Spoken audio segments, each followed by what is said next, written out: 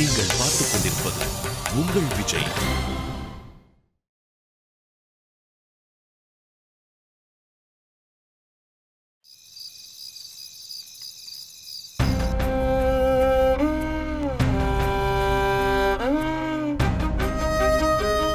நான் உன்னோட பேசல ஜனனி, நீ தேவையில்லாம இதுக்குள்ள வராத. அவரை சொன்னா நான் கேட்பேன்.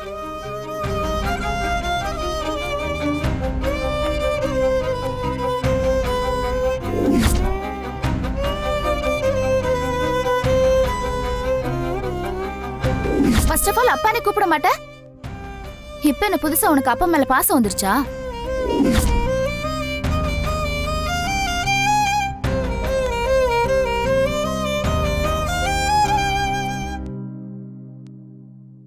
மது பிளாட்டா?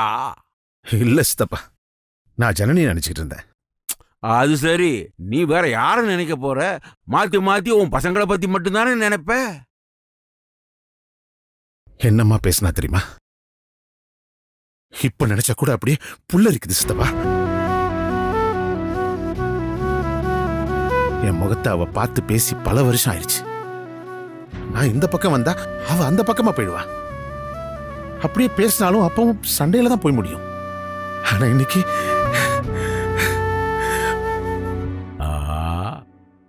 எனக்காக ஜனனி மகா கிட்ட சண்டை போட்டா சித்தப்பா. அப்படி சண்டை போட்டா அசந்து போயிட்டு சித்தப்பா. என்ன ஒரு வார்த்தை பேச விடாம எனக்காக அவ சண்டை போட்டா பாருங்க.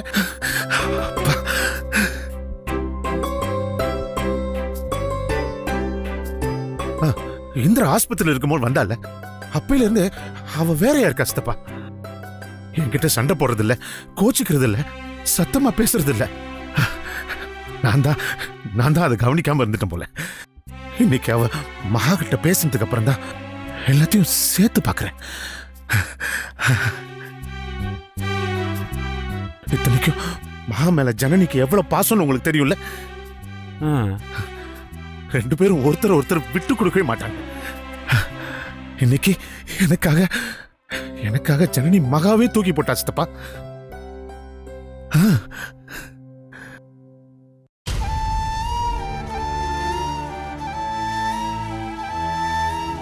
ஆனா சித்தப்பா, சந்தோஷம் ஒரு பக்கம் இருந்தாலும் மகாவை நினைக்கும் போது ரொம்ப கஷ்டமா இருக்கு சித்தப்பா. அவன் என்ன தப்பா நினைக்கிறாள் சித்தப்பா. அவன் நல்லா இருக்க கூடாதுன்னு நான் நினைக்கிறேனா? அவன் சொல்றா, நான் அப்படி நினைப்பா சொல்லுங்க. மதி, இதெல்லாம் ஒரு கோபத்துல சொல்றதுதான். அதை போய் பெருசா எடுத்துக்கிட்டு பேசுற. இது பார், அவ இப்படி பேசிட்டு அங்க வருத்தப்பட்டுக்கிட்டு இருப்பா. இல்ல சித்தப்பா, அவ கோபத்துல பேசல, வெறுப்புல பேசினா. கோபம் என்னைக்கு இருந்தாலும் சரியா போயிடும். ஆனா வெறுப்பு சரியா போகவே போகாது. அவ பேசும்போது அவ மொத்த நீங்க பாத்துருக்கணும் சித்தப்பா. எதிரி மாதிரி பார்த்து பேசுறா சித்தப்பா. சரி விடுப்பா. இந்த டெண்டர் கிடைக்கலங்கிற கோபத்துல அவ அப்படி பேசியிருப்பா. அவ நல்லா இருக்கணும்னு தானே வீட்டை விட்டு போக சொன்னது. நான் இதெல்லாம் எப்படி அவர்கிட்ட சொல்றது சித்தப்பா?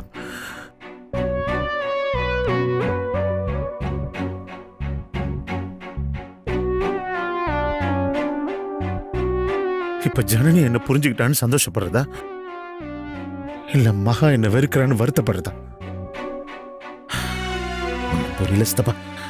மதி, மகா கோபமெல்லாம் மழை பெஞ்ச தர மாதிரி 2 நாள் போனா ஈரங்கஞ்சி சரியா போயிடும். அத போய் இப்படி பெருசா பேசிட்டு இருக்கிய. இத பாரு, நீ மனுஷனே இல்லைன்னு ஒரு நாளைக்கு 4 தடவை சொல்லிக்கிட்டு இருந்த ஜனனியே இப்போ உன்னை புரிஞ்சுக்கிட்டா. அப்புறம் நம்ம மகா கோபமெல்லாம் ஏமாத்துறோம். சித்தப்பா, மகா பழைய மாதிரி என்கிட்ட பேசுவாளா சித்தப்பா? என்ன புரிஞ்சுப்பாளா? அடபாவி. ஓ, எபிசோடு ஆரம்பிச்சே 7:30 மணியில இருந்து நான் இதைத்தான் சொல்லிக்கிட்டு இருக்கேன். இன்னுமா புரிஞ்சுக்கல நீ? இங்க பாரு மதி, நல்லா கவனி. சோகத்தை போக்குறதுக்காக தண்ணி அடிக்க வந்து உட்கார்ந்துகிட்டு மறுபடியும் சோகத்தை ஏத்திக்கிட்டே இருக்க கூடாது.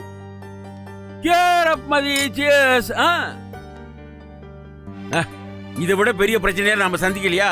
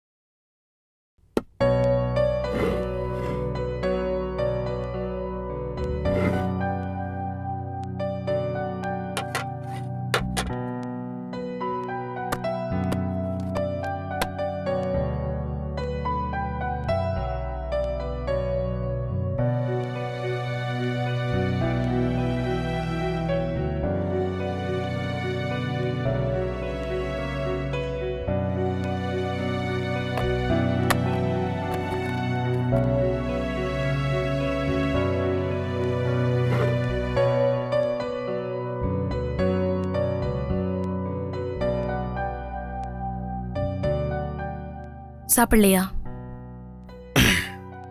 நீ சாப்பிட்டியா? சாப்பிடலையான்னு உங்களை கேட்டேன். எனக்கு பசிக்கலம்மா. உட்காருங்க. நீ தூங்கலையா? டைம் ஆகுது. உட்காருங்கன்னு சொன்னேன்.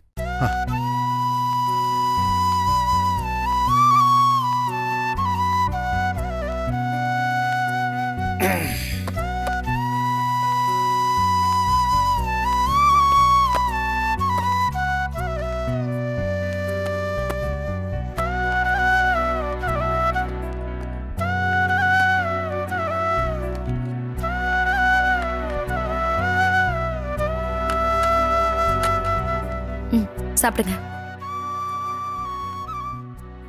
நீயும் சாப்பிடுமா? நான் சாப்பிட்டேன். நீங்க சாப்பிடுங்க. நிஜமாவே சாப்பிட்டியா?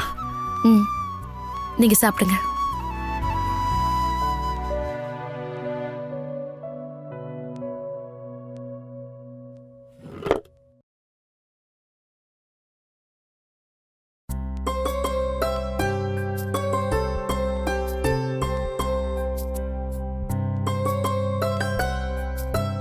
சாப்பிடுங்க.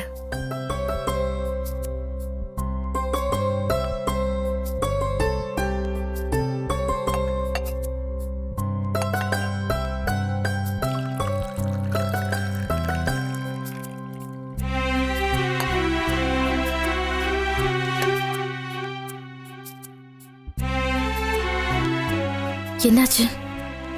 இல்ல, நீ இப்படி சாப்பாடு பரிமாறி நான் சாப்பிட்டது இல்லை ஜனனி.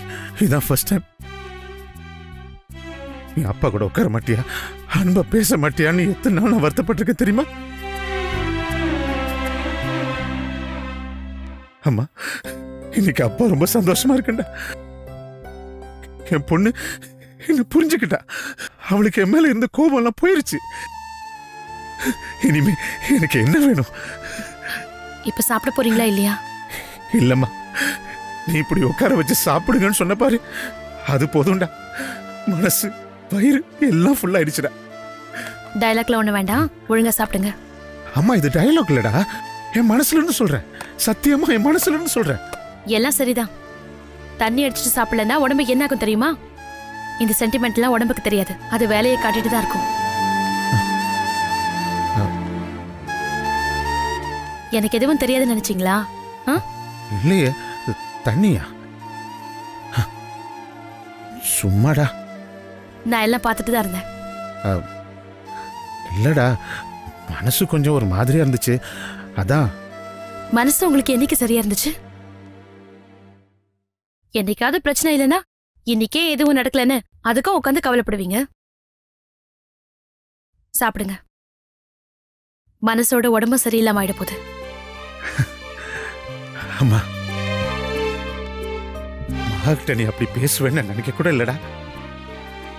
எனக்காக நீ பேசுன, இதை விட என்னடா எனக்கு வேணும்? சந்தோஷமா சாப்பிடுறேன் பாரு, இத பாரு.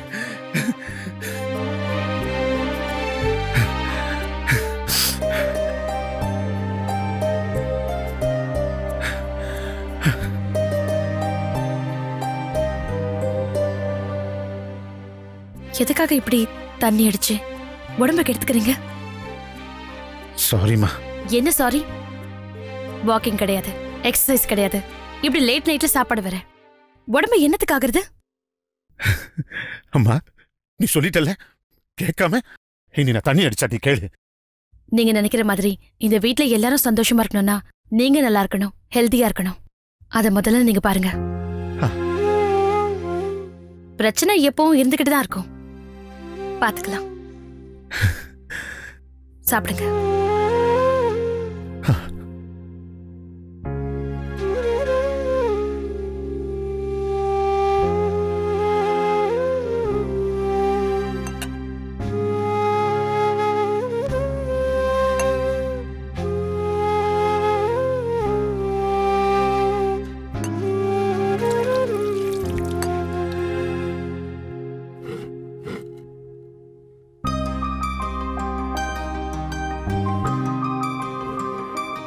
உடனே படுக்காதீங்க, கொஞ்ச நேரம் உட்காந்துட்டு அப்புறமா படுங்க.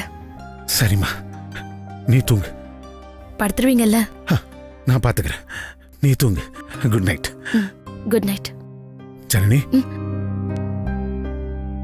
என் பொண்ணு எப்ப என் கூட பேசுவான்னு எத்தனை வருஷமா வெயிட் பண்ணிட்டு இருக்கேன் தெரியுமா? 20 வருஷம் சுமைய இறக்கி வச்சிட்டமா இன்னைக்கு. இது போதுமா?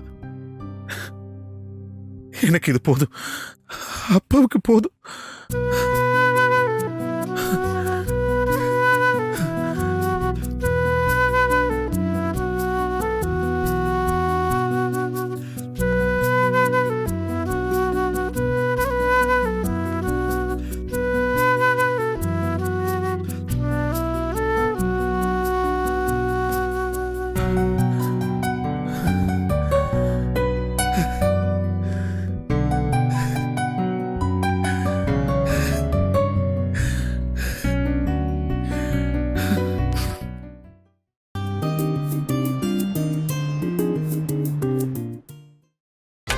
நீங்கள் பார்த்துக் கொண்டிருப்பது உங்கள் விஜய்.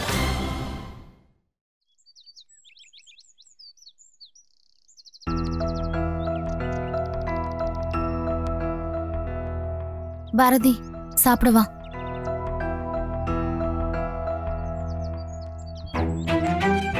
பாரதி,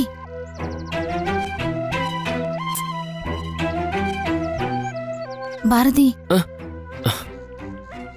என்னம்மா? சாப்பிடவா? இல்ல, எனக்கு பசிக்கலம்மா.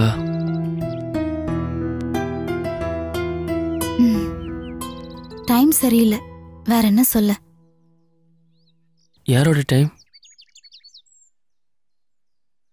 வேற யாரோடது? என்னோட டைம் தான் சொல்றேன். நான் தான் அன்லக்கி பாரதி. என்னோட ராசி தான் உன்னையும் சேர்த்து கஷ்டப்படுத்துது. எனக்கு ஒண்ணுமே நடக்கலனா நீ என்ன பண்ணுவமா? அததான் சொல்றேன். என்னோட ராசியில தான் உனக்கு எதுவுமே சரியா நடக்க மாட்டேங்குது. என் கூட இருக்கிற ஒரே காரணத்தினாலதான் பாவம் நீ இவ்வளவு கஷ்டப்பட வேண்டியிருக்கு. நீ ஏன் இப்படி எல்லாம் பேசுற? ஆமா பாரதி, லைஃப்ல எனக்கு ஏதாவது சரியா நடந்திருக்கா சொல்லு? எல்லாமே தப்பு தப்பா நடக்குமான்னு பயப்பட வச்சு பயங்கர சண்டைக்கு அப்புறம் தான் நடக்கும். ஏய் சும்மா இருமகா. உன் லைஃப் ஒழுங்கா போயிட்டு இருந்தது பாரதி. என்னைக்கு நம்ம கல்யாணம் நடந்ததோ அன்னையோட உன் சந்தோஷம் போயிடுச்சு. உனக்கு ஒண்ணுமே நடக்க மாட்டேங்குது பாரதி.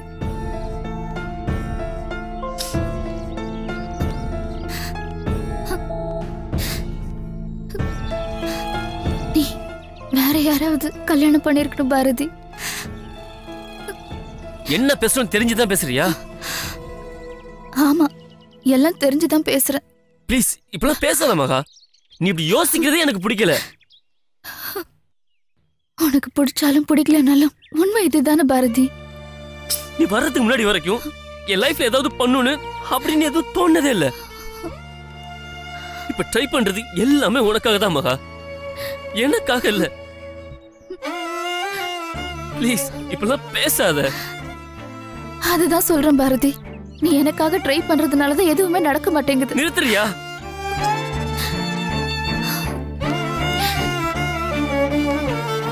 நீ இப்படி பேசுறது சகிக்க முடியல. இப்படி ஒரு சின்ன வீட்டுல உட்காந்துக்கிட்டு எனக்காக அப்படி யோசிக்கிறது பெரிய விஷயமாகா.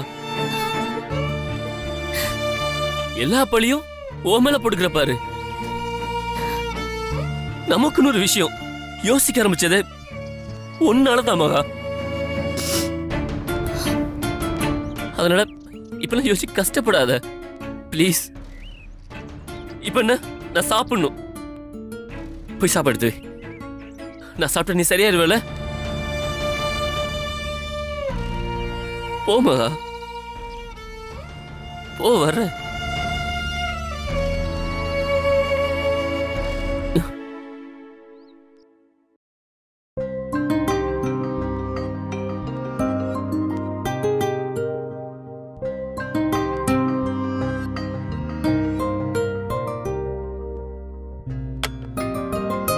பாரதி,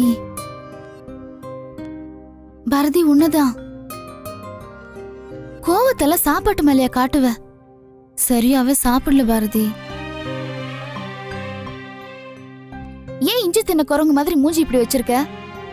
பேசுறதுலாம் பேசிட்டு ஒண்ணு தெரியாத மாதிரி கேட்காத மகா. நான் என்ன பேசுனேன்? நீ ரொம்ப சாதாரணமா பேசுற மகா. ஆனா என்னாலதான் தாங்கிக்க முடியல.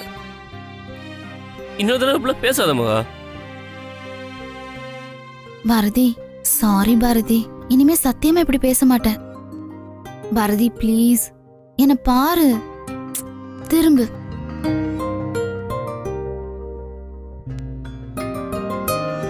உன்னை இப்படி பாக்குறதுக்கே கஷ்டமா இருக்கு பாரதி. சரி மகா, உனக்கு டைம் ஆயிடுச்சு, வா போலாம். எங்க? ஆபீஸ்க்கு. நீயும் எங்க ஆபீஸ்ல வேலை பார்க்க வரியா என்ன? இப்பவே டைம் ஆயிடுச்சு. இனிமே நீ ஆட்டோ பிடிச்ச ஆபீஸ் போறதுக்கு ரொம்ப லேட் ஆயிரும். வா, டிராப் பண்றேன். ஏன் பாரதி இப்படி இருக்க? எப்படி? எப்பவும் நீ என்ன பத்தியே யோசிச்சுட்டு இருக்க. ஆமா, நான் அப்படிதான். என்ன அப்படிதான்? என்ன பத்தி யோசிக்கிறது விட்டுட்டு உனக்கு என்ன பிடிக்குமோ என்ன தோணுதோ அதை செய் பாரதி. எனக்கு பிடிச்சத, எனக்கு தோன்றதை நான் செஞ்சுக்கிட்டு இருக்கேன். எனக்கு எல்லாமே நீ தான் மகா. நீ இல்லாத ஒரு லைஃப ஏன் ஒரு நாள் கூட என்னால யோசிக்க முடியாது. அதுதான் பாரதி பிரச்சனையே. இப்படி எல்லாமே நான் தான், எல்லாமே எனக்காக தான்னு இருக்காது பாரதி. எனக்காக சமைக்கிறது, என்ன பாத்துக்கிறது, என்ன ஆபீஸ்ல டிராப் பண்றது, பிக்கப் பண்றது, எல்லாத்தையும் எனக்காக பண்ணிட்டு இருக்காது பாரதி. உனக்கு வேலை இல்லாதப்போ என்ன ஆபீஸ்ல டிராப் பண்ற சரி. ஆனா என்ன ஆபீஸ்ல டிராப் பண்றதே வேலையா வச்சிருக்க பாரு, அதுதான் வேணான்னு சொல்றேன். நீ எங்கேயாவது வெளியில போ பாரதி, உன் ஃப்ரெண்ட்ஸை மீட் பண்ணு. உடனே என் ஃப்ரெண்டு நீ தான் சொல்லிடாத. இங்க பாரு, வெளியில போய் 4 பேரை பார்த்தாதான் உனக்கு பாசிட்டிவ் எனர்ஜி கிடைக்கும் பாரதி. ஏதாவது பண்ணி ஜெயிக்கணுங்கிற ஒரு வேகம் வரும். சரியா? சும்மா ஊனெல்லாம் சொல்லாத, உடனே கிளம்பு. எங்க? எங்கேயாவது போ. அதையும் என்கிட்டயே கேக்குற பாரு. எனக்கு மட்டும் பைக் ஓட்ட தெரிஞ்சிருந்தது, இந்நேரம் நானும் உன்னை எங்கேயாவது டிராப் பண்ணிருப்பேன். நான் வேணா உனக்கு பைக் ஓட்ட கத்து கொடுக்கவா? ஒன்னும் வேண்டாம், நீ முதல்ல இடத்த காலி பண்ணு. ஈவினிங் நான் வந்ததும் நீ எங்கெங்க போன, யார மீட் பண்ண, எத்தனை மணிக்கு மீட் பண்ணேன்னு ஒரு பெரிய லிஸ்டே எனக்கு காட்டணும். நான் செக் பண்ணுவேன். சரியா? என்ன ஓகேவா? நீ கிளம்பு, நான் ஆபீஸ் போயிட்டு கால் பண்றேன். இன்னைக்கு ஒரு நாள் மட்டுமா பாரதி? கிளம்புன்னு சொன்னேன். சரி, நீ பாத்து போ. சரி, கிளம்பு.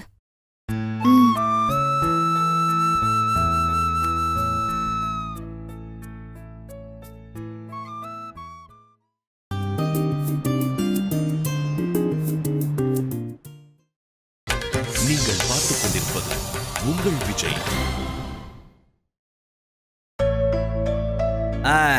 என்ன மகா, ஆபீஸ் கிளம்பிட்டியா? ஆமா அண்ணே, ரொம்ப நாள் லீவ் போட்டாச்சு. சரி, அதான் இன்னைக்கு போயிடலாமேன்னு. நீ வெளியே கிளம்பும் போது நான் எதிர்த்தாப்புல வரேன்னா நல்ல சகுனம் தான். போ. ஆமா, பாரதி இல்ல? இல்ல, ரொம்ப டல்லா இருந்தாரு. இப்பதான் யாராவது ஃப்ரெண்ட்ஸையாவது பாத்துட்டு வான்னு அனுப்பிச்சு வச்சேன். அவங்க கூட போய் ஆபீஸ்ல இறங்கிக்க வேண்டியதானே? அதுதான் பிரச்சனையே. என்ன ஆபீஸ்ல இறக்கி விடுறது, வீட்ல வந்து சமைக்கிறது, ஈவினிங் பிக்கப் பண்றது, இப்படி ஃபுல் டேவும் நானே ஸ்பாயில் பண்றேன்னு தோணுச்சு. டெண்டர் தான் இல்லைன்னு ஆயிடுச்சு, கடையும் போயிடுச்சு. வேற ஏதாவது முயற்சி பண்ணன்னு அனுப்பி வச்சேன். நீ அப்பா கிட்ட ரொம்ப கோபமா பேசினதா சொல்லி அவன் வருத்தப்பட்டான். என்னம்மா ஆச்சு? வேண்டாண்ண, அத பத்தி பேசாதீங்க. அதான் எல்லாம் போயிடுச்சு. கவலைப்படாதம்மா. ஒரு கதவு மூடனா இன்னொரு கதவு திறக்கும்னு பெரியவங்க சொன்னது உண்மைதான் போல இருக்கு. யாருக்கு இப்ப கதவு திறந்தது? வேற யாருக்கு? உனக்கும் பாரதிக்கும் தான். ஒரு நல்ல விஷயத்த சொல்லிட்டு போலான்னு தான் ஓடி வந்தேன். மகா, நெட்டெக்னு ஒரு சாஃப்ட்வேர் கம்பெனி, அங்க கேண்டீன் ஆரம்பிக்கிறதுக்கு ஒரு ஆஃபர் வந்திருக்கு. நம்ம கஸ்டமர் ஒருத்தர் சொன்னாரு, அவரே ஈஸியா வாங்கி தரேன்னு சொல்லிட்டாரு. நடக்குமா அண்ணா? என்னம்மா இப்படி கேட்டுட்ட? நடக்கும்மா, நடக்கத்தான் போகுது. அது பெரிய கம்பெனிமா. அங்க கேண்டீன் கிடைக்கிறது சும்மா இல்ல. கிடைச்சா பெரிய விஷயம். கிடைச்சா என்ன, கிடைச்சாச்சுன்னு வச்சுக்கேன், கிட்டத்தட்ட கிடைச்சா மாதிரி தான். இப்பதான் பாரதிய நினைச்சு ரொம்ப கவலையா இருந்தது. சொல்லி வச்ச மாதிரி வந்து சொல்றீங்க. மகா, இதுல கவலைப்பட என்ன இருக்கு? எல்லாரும் எப்பவும் ஒரே மாதிரியா இருக்க போறோம்? மாறி மாறி வர்றது தானே வாழ்க்கை. மாறி மாறி வந்தாலும் பரவாயில்லண்ணா. சரிம்மா, ரொம்ப நாள் கஷ்டத்துல இருந்தோம், அடுத்து ரொம்ப வருஷம் சந்தோஷமா இருக்க போறோம்னு நினைச்சுக்க வேண்டியதுதான். கேண்டீன் ஓனா எடுத்து பண்றதுன்னா நிறைய பணம் தேவைப்படும்ல? ரொம்பலாம் பணம் தேவைப்படாது, ஆனா அதுக்காக சும்மா பண்ண முடியாது இல்லம்மா. என்ன, அங்க கிச்சன் இல்ல, அங்கேயே சமைச்சு சர்வீஸ் பண்ண முடியாது. இங்கேயே சமைச்சு தான் எடுத்துட்டு போனோம். அது ஒன்றும் பிரச்சனை இல்லை மகா, நம்ம கிச்சன்லயே சமைச்சு டெய்லி எடுத்துட்டு போயிடலாம். தேங்க்ஸ்ண்ணே. அதனால கிச்சன் மேட்டர் விட்டுரு மகா. மற்றபடி கான்ட்ராக்ட் எடுக்கிறதுக்கு அதுக்கு இதுக்குன்னு ஒரு 3 லட்சம் ரூபாய் செலவாகும். அதை தான் ரெடி பண்ணணும். நிறைய பணம் வேணும்னு சொல்லிருவீங்களோன்னு பயந்துட்டேன். அது எப்படி? முடிக்கு ஏத்த பூ வாங்கணும்னு சும்மாவா சொல்லியிருக்காங்க? இந்த கேண்டீனை பாரதி எடுக்கிறான், நடத்துறான். இதுல யாரும் உள்ள வர முடியாது. நல்ல காலம் பிறந்துடுச்சுன்னு பாடிட்டே இருக்க வேண்டியதுதான். உண்மையிலேயே ரொம்ப நல்ல விஷயம் சொல்லிருக்கீங்கண்ணே. மகா, பாரதிக்கும் இதை சொல்லணும், நீ சொல்லிடுறியா? இல்லண்ணே, நீங்களே அவரை பார்த்து பேசுங்க, ரொம்ப சந்தோஷப்படுவாரு. நான் ஆபீஸ் கிளம்புறேன். சரிம்மா, பார்த்து பத்திரமா போயிட்டு வா. நான் பாரதி கிட்ட பேசிக்கிறேன். வரம்மா. வாங்க.